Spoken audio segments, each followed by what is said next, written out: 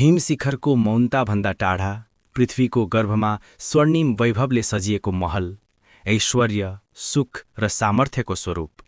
त्यही वैभवको केन्द्रमा अंकुरित एउटा चेतना जो बाहिरी तेजभन्दा पर आत्मिक शक्तिको खोजमा निशब्द तल्लीन थिइन्।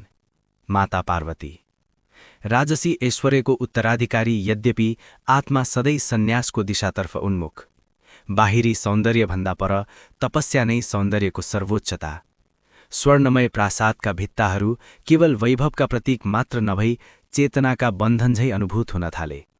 ऐनामा प्रतिबिम्बित आकृति पनि सौन्दर्य नभई अन्तरात्माको असन्तोष झै लाग्न थाले। भावनाले भरिएका नेत्रहरूबाट बगेका आँसुहरू कमजोरी थिएनन्, त्याग र समर्पणका साक्षी थिए, जसले राजसी जीवनको मोहलाई क्रमशः विसर्जन गर्दै तपस्याको कठोर मार्गतर्फ अग्रसर गरायो। स्वर्णिम महल, वैभव, ऐश्वर्य, सम्पूर्ण सांसारिक आसक्तिलाई परित्याग गर्दै अज्ञात र कठोर यात्रातर्फ कदम बढाइन्, जहाँ प्रत्येक पाइला आत्मसमर्पणको घोषणा थियो।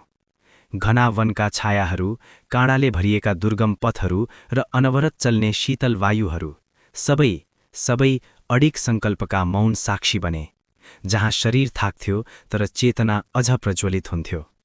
हिमले ढाकिएका भूमिमा जहाँ श्वास प्रश्वास नै सङ्घर्षमा रूपान्तरण हुन्थ्यो, त्यही उहाँको श्रद्धा र सङ्कल्पले दिव्य स्वरूप ग्रहण गर्यो।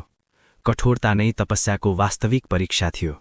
कहिले घना वनको एकान्तमा, कहिले हिमशिखरको निस्तब्धतामा पार्वतीको साधना एउटै ध्येयतर्फ केन्द्रित रह्यो, जहाँ सम्पूर्ण चेतना महादेवप्रति समर्पित थियो। शरीर दुर्बल हुँदै गयो तर आत्मा अचल रह्यो। अन्न, जल र विश्रामको परित्यागसँगै तपस्याले उहाँलाई लौकिक सीमाभन्दा पर पुर्याउँदै लग्यो। हिउँमै आसन जमाएर बसेको ध्यान, एक खुट्टामा स्थिर उभिएको कठोर साधना, यी सबै अभ्यासहरू शारीरिक कष्टका प्रदर्शन मात्र थिएनन्, यी महादेवप्रतिको अटल श्रद्धाका जीवित प्रमाण थिए। जब सृष्टि मौनतामा विलीन भयो, त्यही मौनताको गहिराईमा अनन्त योगीको चेतना स्पन्दित भयो र करुणाले शिवको ध्यानलाई स्पर्श गर्यो। महादेवको अवतरण न दर्जनसहित भयो, न त दैवी प्रदर्शनसहित भयो, तर सम्पूर्ण ब्रह्माण्डलाई शान्तिमा विलीन गराउने दिव्य उपस्थितिसहित भयो। उहाँको करुणामय दृष्टिले पार्वतीको तपस्या पूर्णत्वमा पुग्यो, जहाँ साधक र साध्य बीचको दूरी सदैवका लागि लोप भयो। शिव र शक्तिको मिलन साधारण प्रेमको कथा थिएन, त्यो सृष्टिको सन्तुलन पुनस्थापित गर्ने सनातन ऐक्यको अभिव्यक्ति थियो।